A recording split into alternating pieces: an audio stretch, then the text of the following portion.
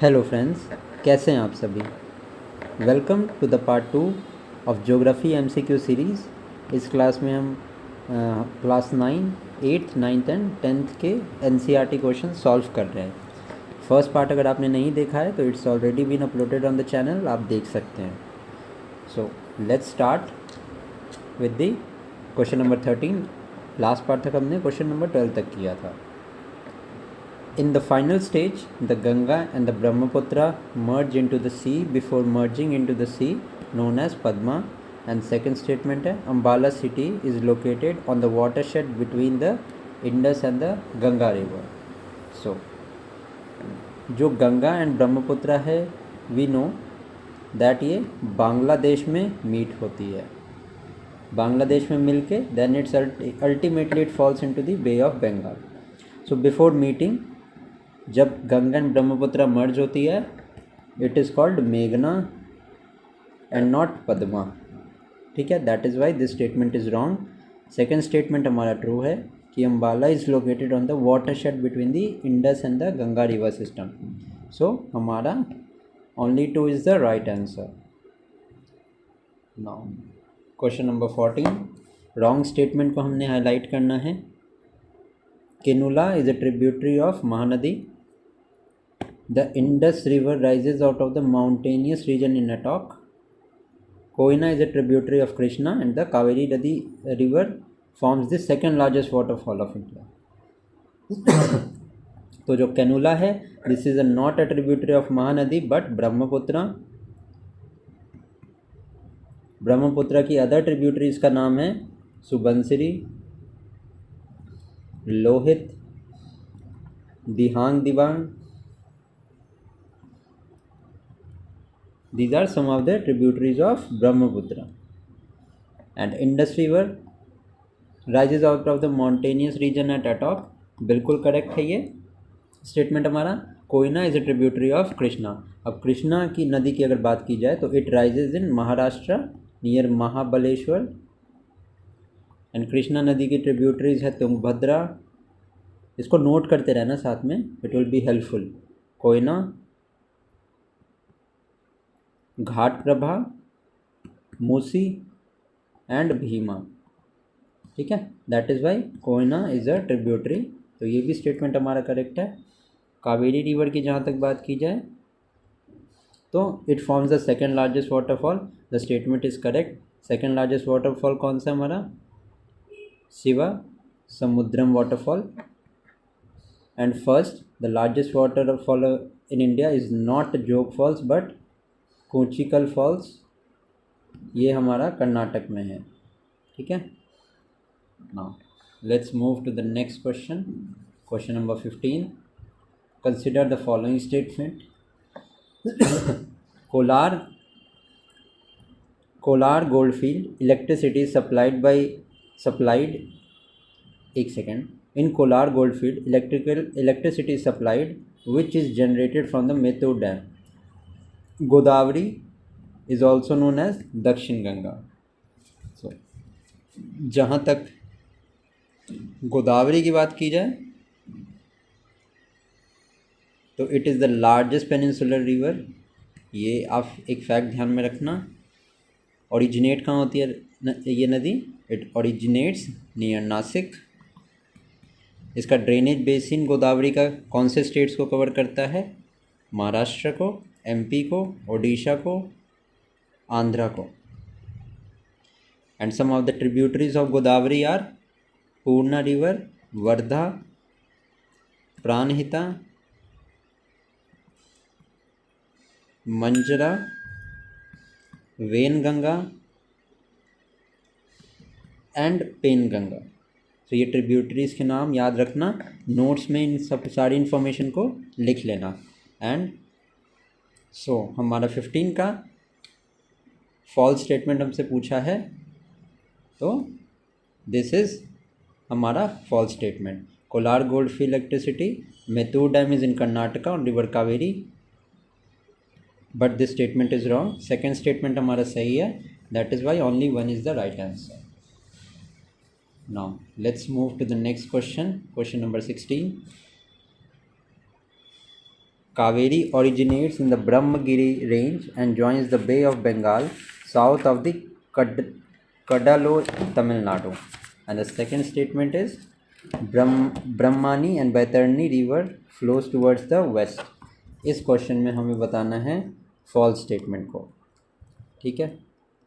तो कावेरी जो है this originates in Brahmagiri range, बिल्कुल सही बात है। And it joins the bay of Bengal south of Cuddalore in Tamil Nadu. Yes, the statement is right. Kaveri के बारे में अगर मैं बात करूं तो इसका ड्रेनेज बेसिन जो है वो किन किन स्टेट्स को कवर करता है, तो तमिलनाडु है, कर्नाटका है, Kerala and the union territory of Puducherry. Also Kaveri river की अगर ट्रिब्यूटरीज की मैं बात करूं तो अमरावती, भवानी, हेमावती, एक कबीनी है, नोइल रिवर भी है, इतनी मुझे याद है, तो इसको भी आप नोट कर लेना। ये सारी कावेरी नदी के ट्रिब्यूटरीज हैं, ठीक है। And Brahmani and Vaitarani river flows towards the west, गलत है। कुछ स्मॉल फ्लोइंग रिवर्स जो कि ईस्ट में मतलब कि बे ऑफ बंगाल में ड्रेन करती है, उनका मैं आपको नाम बता देता हूँ। दोज आर ब्रह्मणी, वैतरणी, ये दोनों तो है ही हैं, साथ में दामोदर एंड सुवर्ण रेखा। एंड दामोदर इसमें से is known as sorrow of Bengal, तो ये ध्यान रखना। That is why false statement हमारा क्या होगा यहाँ पे, ओनली 2 होगा, क्योंकि ये वेस्ट नहीं ईस्ट होगा। No, Bhavani and Kabini, question number 17, are the tributaries of Krishna. अभी मैंने बताया भवानी एंड कबिनी कावेरी नदी की ट्रिब्यूटरीज हैं, ना कि कृष्णा। कृष्णा की कौन सी थी, Bhima, Musi, Tungabhadra, Ghataprabha etcetera. These rivers are the tributaries of Krishna. Bhavani and Kabini Kaveri river की हैं, तो ये स्टेटमेंट तो गलत हो गया। एंड गोदावरी नदी का मैंने बताया the point of origin was Nashik in Maharashtra.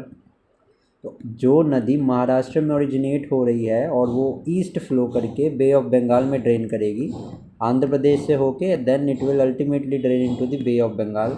उसका 50% बेसिन जो है वो आंध्रा में कैसे हो सकता है, वो महाराष्ट्र में होगा ना।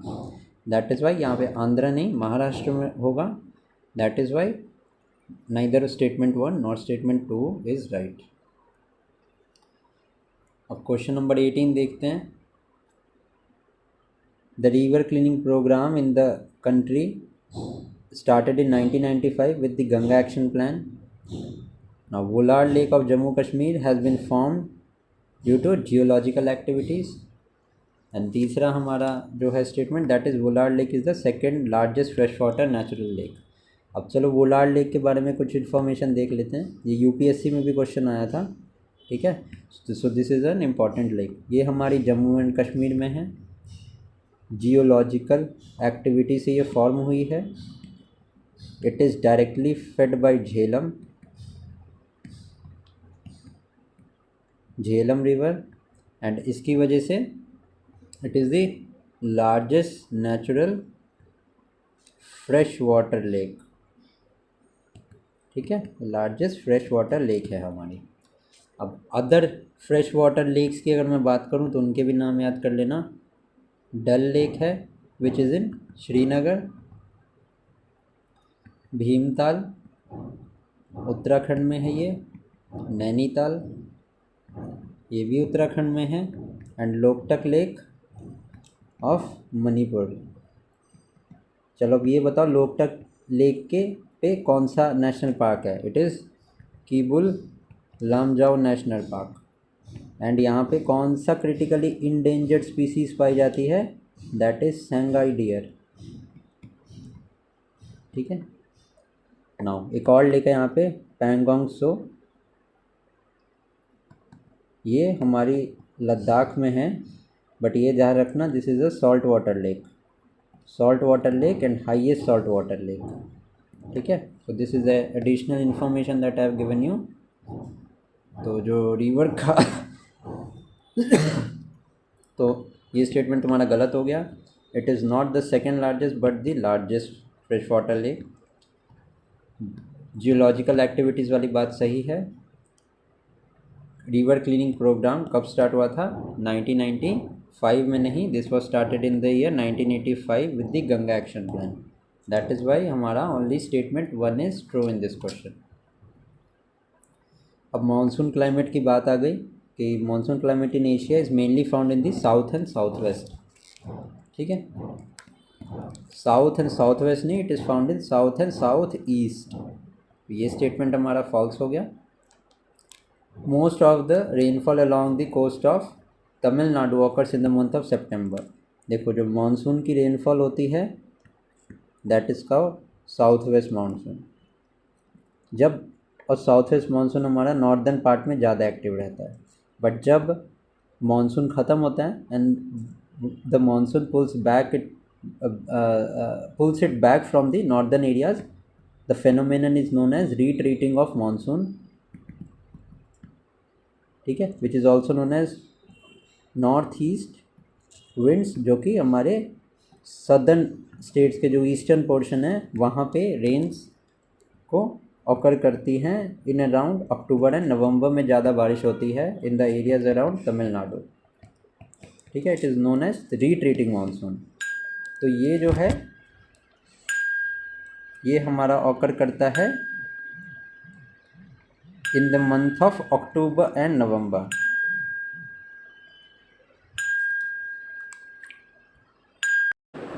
The next question is factor that control the climate of any area. तो क्लाइमेट हमारा इन सब में से कौन सी चीज़ों से रिलेटेड है? फर्स्ट ऑफ ऑल, जब हमने ये लेक्चर शुरू किया था, आई ऑलरेडी टोल्ड यू कि लॉन्गिट्यूड से हमें क्या पता चलता है.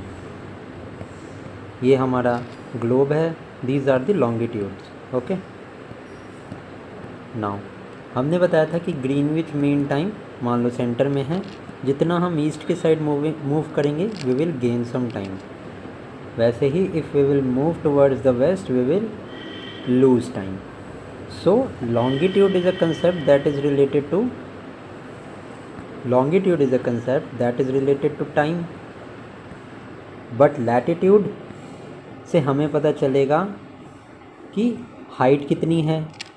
एंड अगर किसी एरिया की हाइट ज़्यादा होगी देन ऑब्वियसली वहाँ का जो टेम्परेचर है that will be on the lower side. And temperature is related to climate.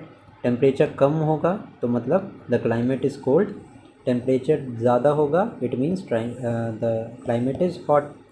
That is why हमारा सेकेंड ऑप्शन यहाँ पे आंसर नहीं होगा. एलिमिनेट कर देते हैं स्ट्रेट अवे.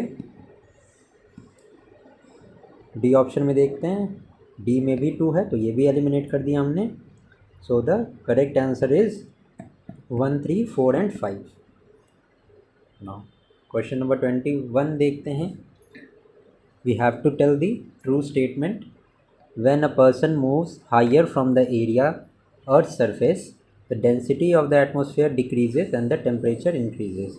अब इसमें बोल रहा है कि अर्थ के सरफेस से अगर हाइयर मूव करेंगे तो जो डेंसिटी ऑफ द एटमॉस्फेयर है वो डिक्रीज़ करेगा एंड टेम्परेचर इंक्रीज़ करेगा. मेरे ख्याल से ये तो उल्टा लिखा है इसने. जैसे जैसे वी विल मूव अपवर्ड, ठीक है, तो क्या होगा? Temperature will fall. राइज़ करने का तो सवाल ही नहीं उठता है. अभी माउंट एवरेस्ट है मान लो, अभी अर्थ का ये सरफेस है, माउंट एवरेस्ट है is at height of around 8000 metre. तो ऊपर के साइड जाते हैं तो कोल्ड क्लाइमेट ही होगा ना, तो टेम्परेचर तो डिक्रीज़ करना चाहिए. ठीक है, that is why this statement is wrong. And the second statement is air pressure and wind system of any area depends on the latitude and altitude. अभी मैंने एक्सप्लेन किया how the latitude and altitude is connected. That is why only 2 हमारा यहाँ पे सही statement होगा. Now let us see the next question. Question number 22.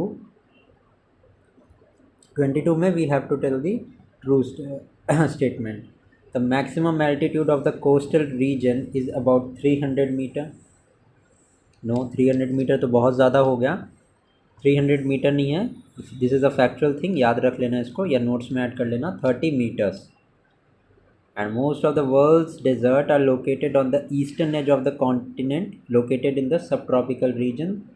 ठीक है, दिस इज़ रॉन्ग। ये एक फैक्ट याद रखना, वर्ल्ड के जो मोस्ट ऑफ द डेजर्ट्स हैं that are located on the western margin of the sub tropical region. ठीक है, वेस्टर्न मार्जिन पे मिलते हैं। दैट इज़ वाई 2 का हमारा डी करेक्ट आंसर होगा।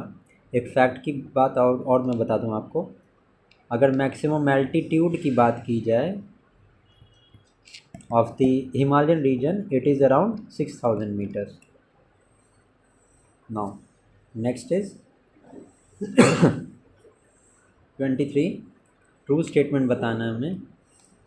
India is located in the south eastern trade wind region. And second statement है हमारा, December and January are the coldest month in the northern part of India. तो ये तो बिल्कुल सही बात है गाइस कि दिसंबर एंड जनवरी हमारे कोल्डेस्ट मंथ होते हैं। अब जो इंडिया का जो रीजन है that does not lies in the south eastern but north eastern trade wind region. ठीक है, एंड जो ये ट्रेड विंड्स होती है ना, these originate from the sub tropical high pressure belt. ये फैक्ट पूछा जाता है, या तो ट्रेड विंड्स हो गई या वेस्टर्लीज हो गई। ये फिजिकल ज्योग्राफी के कंसेप्ट्स हैं, तो जब हम क्लास 11th एंड 12th के एनसीईआरटी के एमसीक्यूज़ करेंगे ना, I will explain all these concepts in that video. अभी ये 8, 9, 10, 10th का चल रहा है, that is why I am not going into that much detail. So यहाँ पे साउथ ईस्टर्न ना होके it will be north eastern. Okay, that is why 23 का हमारा only 2 is the correct answer. अब क्वेश्चन नंबर 24 देखते हैं। फॉल्स स्टेटमेंट हमें बताना है। North eastern trade wind blows in the country during the winter season and these wind blows from the C to land in most of the places. देखो, in winter season जो land होता है वो तो necessarily cooler होगा, तो जो travel करने की जगह होती है ना that is from land to sea, sea से लैंड नहीं। क्योंकि गर्मी के टाइम पे during the summer season there is higher humidity where the land exist. ठीक है, so the wind travels from the high pressure area to low pressure area. ठीक है, low pressure area generally land में create होता है, तो ये सी से लैंड की तरफ ट्रैवल करती है during the summer. But on the contrary जो विंटर के टाइम पे हैं वो लैंड टू सी मूव करती हैं। दैट इज़ वाई हमारा फोर्थ स्टेटमेंट जो है वो गलत है। अभी ये नॉर्थ ईस्टर्न ट्रेड विंड्स है, अब इन्हीं की वजह से अक्टूबर एंड नवंबर में there is a phenomenon known as retreating monsoon, जब the region of Tamil Nadu experiences rainfall. So ये भी आप ध्यान रखना, तो इसका हमारा करेक्ट आंसर होगा ओनली 2। अब क्वेश्चन नंबर 25 देखते हैं। 25 में we will have to tell the true statement. A special feature of the northern plains is the inflow of cyclonic disturbance from the west and the northwest. This low pressure system originates in the Arabian Sea, and the rainfall that occurs in the northern plain during the winter is called महावत। तो ये statement तो बिल्कुल सही है, but ये low pressure system यहाँ पे अरेबियन सी नहीं बल्कि it originates in bay of Bengal. Also cyclone की बात चली है, तो recently there was a cyclone Remal, Bangladesh में आया था ये, एंड इसका नाम वाज गिवन बाय ओमान। ठीक है, साइक्लोन की बात की जाए तो इट रिक्वायर्स टेम्परेचर होना चाहिए सी का above 27 degree Celsius, low pressure का एरिया होना चाहिए, and upper divergence of winds होना चाहिए। ठीक है, एक की फीचर होता है आई ऑफ द साइक्लोन, जो सेंटर होता है ना, अभी बताता हूँ। जैसे this is the centre, it is called the I of cyclone, and cyclone ऐसे होता है। सो दीज, ये जो एरिया है जो स्पाइरल के शेप में है, this is the area of most destructive winds. और जो आई होता है ना, सेंटर ऑफ द साइक्लोन होता है, इट इज़ अ काम एरिया जहाँ पे टेम्परेचर इज़ हाइयर। बाहर के साइड में जब भी विंड्स होती हैं तो ऑब्वियस सी बात है temperature is on the lower side, लेकिन eye of the cyclone is relatively कामर।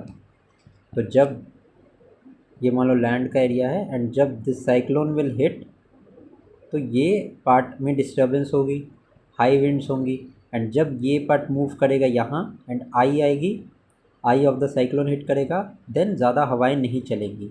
देन क्या होगा, जब ये आई बाहर जाएगी और आई यहाँ पहुँच जाएगी and then there is again that spiral area, तो फिर से हवाएं चलनी शुरू हो जाएगी। This is a basic idea regarding the cyclone. I hope you understand. हमारे देश में NDRF है, SDRF है, ठीक है। This both are establish under the national disaster management act of 2005, ये ध्यान रखना। Now let us move to the next question, question number 26। हमें यहाँ पे बताना है correct statement. At the beginning of south west monsoon heavy rains occur in the rain shadow area of the western Ghats. अब यहाँ नाम से देख लो, रेन शेडो मतलब जहाँ रेन ना हो, तो हैवी रेनफॉल कैसे हो सकती है। Rain shadow area is the area where there is no rainfall या very less rainfall. That is why this statement is wrong. Most of the southwest monsoon rainfall occur in the central part of country. No, it occurs in the southern part, Kerala, Karnataka, Madhya Pradesh, and then it moves towards the northern plains and then to the northeast India. Central part में ज़्यादा बारिश नहीं होती है, पूरे India में होती है। ये भी स्टेटमेंट गलत है। Withdrawal of monsoon winds from the northern plains in early September, तो अर्ली सितंबर में नहीं बल्कि जबकि अक्टूबर में विड्रॉल होता है मानसून का। एंड दी एक चीज़ आपको बताता हूँ, अभी ला नीना का नाम आपने बहुत ज़्यादा सुना होगा। देयर इज़ टू फेनोमेनन, और ये आने वाले पेपर्स में पूछा जाएगा क्योंकि अब डीपली इन्फॉर्मेशन पूछ रहे हैं स्टेट PSC में भी। La Nina and El Nino, the both the phenomenon are related to Pacific Ocean. सबसे पहले तो ये ध्यान रखना। दूसरा है कि La Nina is directly related to betterment of monsoon. जब ला नीना होगा तो इंडिया में मानसून अच्छा होगा, जब एल नीनो होगा तो monsoon will be on the lower side, ठीक है। तो ये भी ध्यान रखना। दैट इज़ वाई यहाँ पे तीसरा स्टेटमेंट भी हमारा गलत है। None of the above is the correct answer. Question number 27. Fruits and orchards are natural vegetation. Second is the word flora means the origin of plants in the particular areas and a particular time.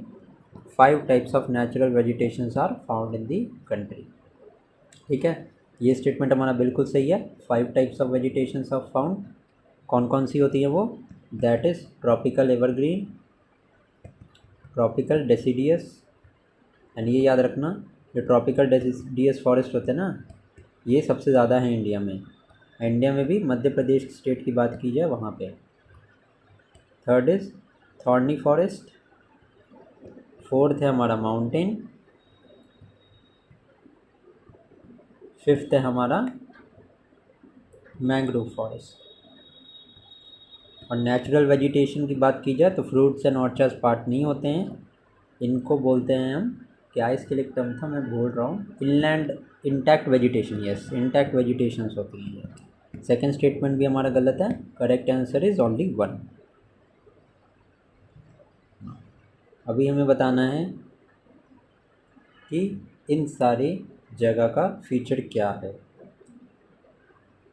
अब अगर देखा जाए characteristics बतानी है कौन से forest की है, तो trees, bushes and creepers. Trees तो हो गई, ये मान लो सरफेस है, ये मान लो ट्री हो गया। These are the bushes and these छोटे छोटे are the creepers.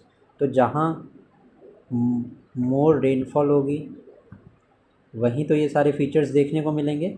That is Y above 200 centimetre की रेनफॉल होती है। एबोनी, महागनी, रोजवुड एट्सेट्रा इसी फॉरेस्ट में मिलते हैं। तो सही आंसर क्या है हमारा? Tropical rain forest. नाउ ये जो रेन फॉरेस्ट, ये ट्रॉपिकल डेसिडियस है, ट्रॉपिकल रेन फॉरेस्ट है, इनके बारे में information is really really important and that is why I am going to tell you now in detail. Copy pen उठा के you just start writing and notes बना लो। सबसे पहले ट्रॉपिकल रेन फॉरेस्ट के बारे में हम देखते हैं। फीचर्स क्या होते हैं? सबसे पहला, there is short dry season. दूसरा इज़ एक्सेस रेनफॉल, कितनी अभी बताया, 200 सेंटीमीटर से ज़्यादा। Third is it remains hot and humid throughout the year, पूरे साल हॉट एंड ह्यूमिड होता है। ट्रीज़, बुशेज़ एंड क्रीपर्स, अभी देखा हमने, वो एक फ़ीचर है। जो जिस तरह के प्लांट्स एंड ट्रीज़ मिलते हैं उनका नाम लिख लो। Ebony, mahogany, rosewood, rubber and cinchona. Rosewood, mahogany तो लिख लिया, सैंडलवुड कहीं हो तो मत कर देना उसको। Sandalwood is not a type of tropical rain forest species, ठीक है। अब दूसरा देख लेते हैं मैंग्रोव फॉरेस्ट के बारे में भी। कहाँ मिलते हैं ये? जनरली कोस्टल एरियाज़ में मिलते हैं, जहाँ पे क्या, there is phenomenon of high and phenomenon of low tide. Done. Example के तौर पे सुंदरबंस मैंग्रोव एरिया है, सुंदरी ट्री मिलते हैं वहाँ पे, ठीक है। एग्जाम्पल्स हो गए हमारे इसके, कोकोनट, पाम, केवड़ा एंड अगर ट्रीज़।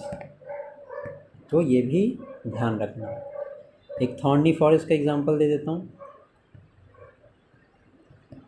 यहाँ पे कितनी होती है रेनफॉल?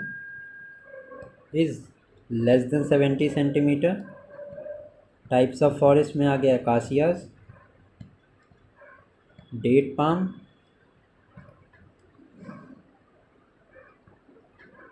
यूफोर्बियाज and cactus. ये अकासियाज अगर आपने नहीं सुना है तो अभी मैंने अपने यूट्यूब के कम्युनिटी पोस्ट सेक्शन में अकासियाज के बारे में पूछा था कि कौन से फॉरेस्ट को बिलोंग करते हैं ये। More than 40 to 50 peoples have answered it correctly. So इतने ज़्यादा लोग सही आंसर दे रहे हैं, जबकि this was a good question, ठीक है। Now let's move. अभी देखो, अभी मैंने इन्फॉर्मेशन दी, अभी आ गया question. Acacias and euphorbias are example of tropical rain forest. नहीं भाई, these are example of thorny forest. दूसरा हमारा kewda and agar trees are the example of mountain forest. तो ये भी जो है हमारा गलत है। That is Y D is the right answer. अब आ गया हमारा मेडिसिनल प्लांट्स एंड प्रॉपर्टीज़। अब अर्जुन पेड़ की अगर बात करें, it is known for ear pain and regulating BP. कचनार की बात करें, it is use in the case of ulcer and asthma. Acacia is use for eye pimples. Sarpagandha is for diagnosis of BP. और भी मैंने कुछ इन्फॉर्मेशन रखी आपके लिए, वो भी मैं बता देता हूँ। Neem is used as a bio and bacteria resistant and tulsi we know is use for cough and cold. तो ये भी ध्यान में रखना। दैट इज़ वाई अगर 30th क्वेश्चन को अगर हम मैच करेंगे तो correct answer would be D. Now which of the following reserves have not been counted in the world biosphere reserves. तो एक चीज़ आपको सबसे पहले बता दूँ मैं, इंडिया के केस में there are 18 biosphere reserve, 12 biosphere reserves हमारे यूनेस्को ने रिकॉग्नाइज़ किए हैं। नाम बताता हूँ, लिखते जाना।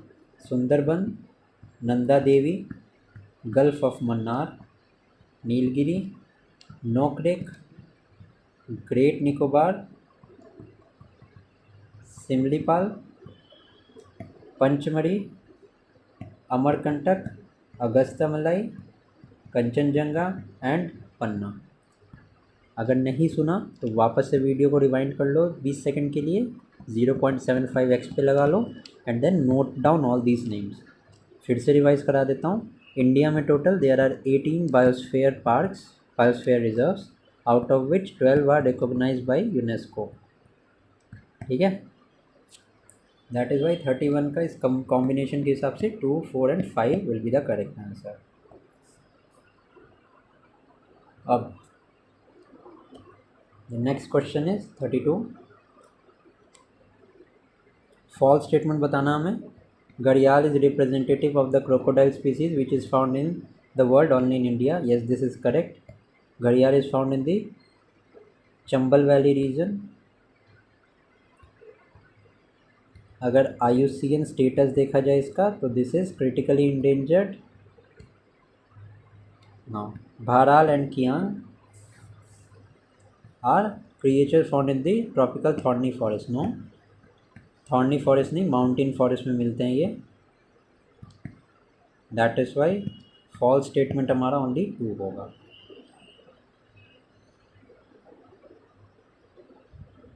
Now question 33। Tiger are also found in the Himalayan region. No भाई, कहाँ से? दीज आर फाउंड, देखो, clouded leopard, snow leopard, these are found in the Himalayan region. Tigers are found in various states, south के कुछ state में हैं, north east के state में है, हिमालयन रीजन में ज़्यादा नहीं मिलते हैं। Vinegar is made as a carminative and diuretic. बिल्कुल सही है ये। राइप फ्रूट ऑफ जामुन से बनते हैं। In the mountainous region trees like oak and chestnut predominate between the altitude of 1500 to 3000। This statement is wrong, this statement is actually correct. So हमारे 2 statement यहाँ पे सही हैं। नाउ अब इसके रिगार्डिंग मैं इन्फॉर्मेशन देता हूँ। ह्यूमिड टेम्परेट फॉरेस्ट, वही coniferous trees, alpine vegetation, lichen and grass.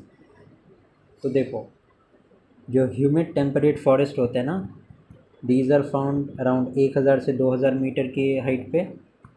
Example हैं इसके broad leaf oak plus chestnut. Coniferous की अगर बात की जाए तो pine, deodar, silver fir, spruce, cedar etcetera. इनकी हाइट होती है around 1500 metre to 3000। These are found in the southern slope of Himalayas.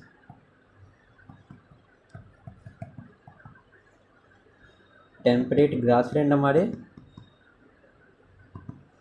Higher altitude पे मिलते हैं, in and around 3600 metre.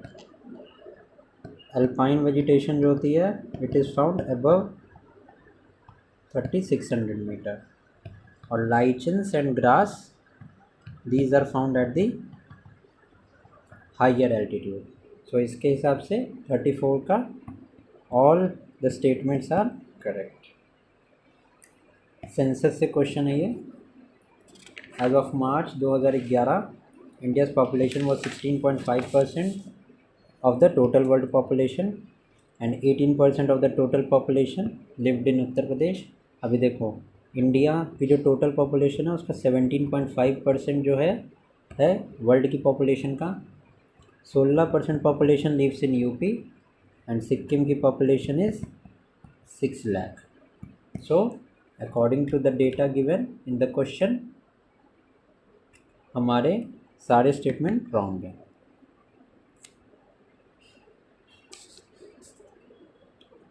False statement बताना हमें।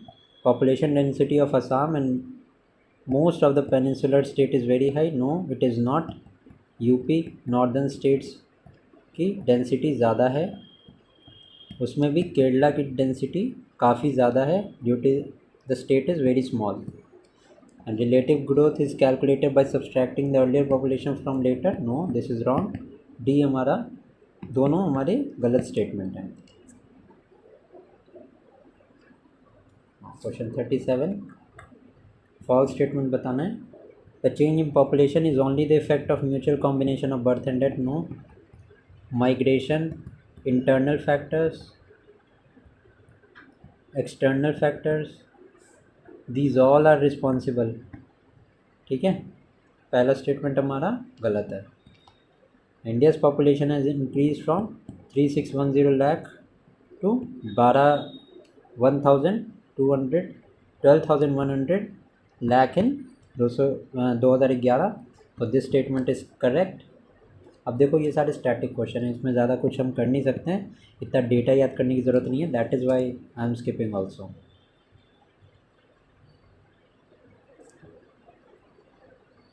नाउ क्वेश्चन नंबर 38, ये भी उसी टाइप का है। ट्रू स्टेटमेंट बताना है। नीदर ऑफ 1 और 2 यहाँ पे सही होगा। देखो अगर इसका आंसर आपको डिटेल में देखना है तो मैंने क्वेश्चंस विथ आंसर्स ये मैंने पोस्ट कर दिए थे अपने टेलीग्राम चैनल पे। ठीक है, पीडीएफ है, कंबाइंड पीडीएफ है सारे क्वेश्चंस की, सारे टेस्ट की एंड सॉल्यूशंस के साथ है। अगर देखना है तो वहाँ से आप देख लेंगे। 39 का भी फॉल्स स्टेटमेंट हमारा ओनली 2 है। आगे आने वाले जो क्वेश्चंस है ना मैं उसको कराता हूँ क्योंकि उसमें थोड़ा सा कंसेप्चुअल पार्ट है, ये तो सब रटने की चीज़ें हो गई। ट्रू स्टेटमेंट बोला है, इसमें भी डी आंसर है इसका।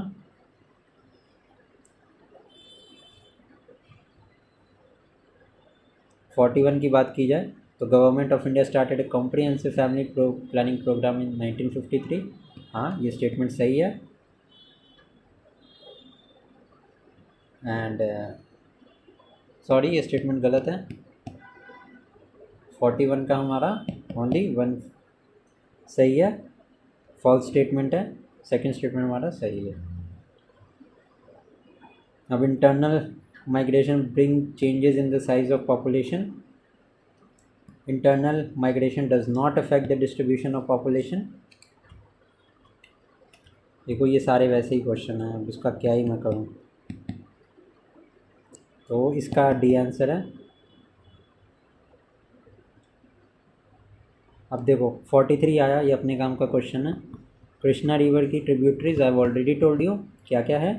तुंगभद्रा, कोयना, घाटप्रभा, मूसी, भीमा। गोदावरी रिवर की मुझे बताओ। गोदावरी रिवर की है पूर्णा, वर्धा, प्राणहिता, मंजरा, पेनगंगा, वेनगंगा। ठीक है, 43 का फिर गिवन इसके हिसाब से 1 and 3 इज़ राइट। 44 है Ganga plains extend between Indus and Brahmaputra river. गलत है, it extend between Ghaggar and Teesta river. Teesta river is हमारा is in Sikkim and Brahmaputra plain is located specially in Assam. तो फॉल्स स्टेटमेंट यस ये हमारा सही है। मेजोरिटी एरिया जो है वो असम में लाई करता है। पहला स्टेटमेंट हमारा गलत है, ये हमारा राइट आंसर है। पेनिनसुलर प्लेट्यू से रिलेटेड क्वेश्चन है। Let me tell you the features of peninsular plateau. First of all it is a table like structure. Form कैसे हुआ था? इट इज़ मेड अप ऑफ basaltic rocks due to breaking and drifting of Gondwana land। ठीक है, एंड तीसरा है formed of old crystalline igneous metamorphic rocks. तो 45 का हमारा जो सही आंसर है न्यू नहीं ओल्ड रॉक है, दैट इज़ वाई 3 गलत है, ओनली 2 स्टेटमेंट्स है राइट। 46 फिर वही फॉल्स स्टेटमेंट बोला है, दोनों स्टेटमेंट हमारे फॉल्स हैं, सी राइट आंसर है। अब देखो आगे वाले जितने क्वेश्चन हैं ये सारे के सारे स्टैटिक है। सो कंसेप्चुअल पार्ट स्टार्ट होगा जब हम 11th एंड 12th की ज्योग्राफी करेंगे, दैट इज़ वाई इस पार्ट को ख़त्म करते हैं यहीं पे। जो इसके आंसर्स हैं ना, सॉल्यूशन है, I have already posted it in the Telegram channel. इस वीडियो के डिस्क्रिप्शन देख लेना, वहाँ पे आपको लिंक मिल जाएगा चैनल का। Do join the telegram channel and next test में फिर मिलते हैं। अगर इस टेस्ट के किसी भी क्वेश्चन में एक्सप्लेनेशन पार्ट में कोई प्रॉब्लम होगी तो कमेंट सेक्शन में बताना, I will explain you that. ठीक है, थैंक यू।